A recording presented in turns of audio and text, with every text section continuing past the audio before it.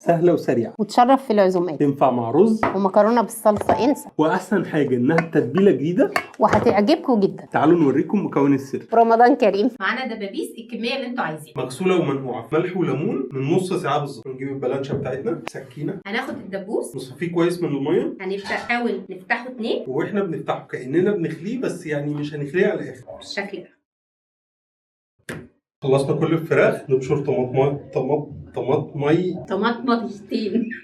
هنبشر 2 طماطم، هننزل بمعلقه مستردة، وحوالي معلقتين كاتشب، معلقتين كبار توم، حوالي معلقه كبيره عسل. هننزل بالتوابل: ملح، كاري، فلفل اسود، كركم، كمون، كزبره، توم باودر، بابريكا، جنزبيل، ومعلقتين زيت. هنقلب التتبيله الجميله،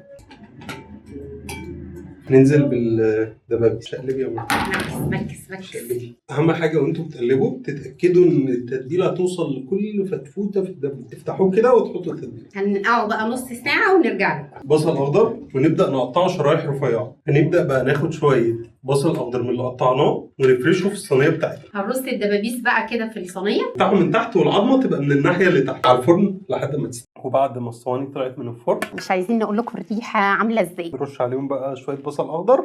بصوا احنا مش هندوقها، عايزينكم انتوا تدوقوها، وبجد هتدعوا لنا عليها، تعجبكم جدا جدا جدا. لازم تجربوها. وبالهنا والشفا.